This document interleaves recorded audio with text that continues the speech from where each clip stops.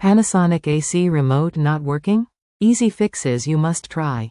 If your Panasonic AC remote isn't working, first replace the batteries, ensuring correct polarity, and try a remote reset. Remove batteries, press a button for 10 secs, reinsert, or the RC button reset on the remote.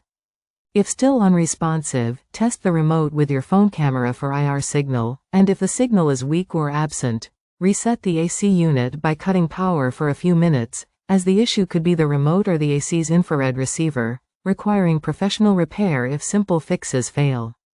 Quick fixes, try these first. Replace batteries. Install brand new batteries, AA or AAA, and check polarity, plus or minus.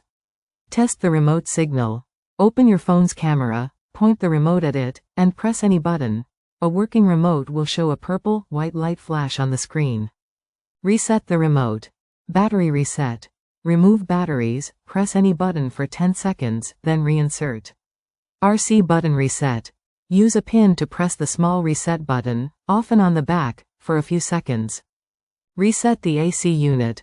Turn off the AC at the breaker or flip the emergency power switch near the unit off for 2 minutes, then turn it back on. If it's still not working, check AC unit. If the remote signals but the AC doesn't respond, the problem might be the AC's infrared receiver or main control board, which may need professional inspection. Check for error codes.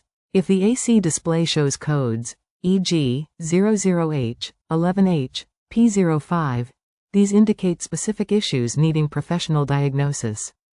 When to call a pro. If you've tried these steps and the remote still doesn't work, especially if the phone camera test shows no signal, or if the AC unit shows error codes, it's time to contact a qualified technician for sensor or board repair.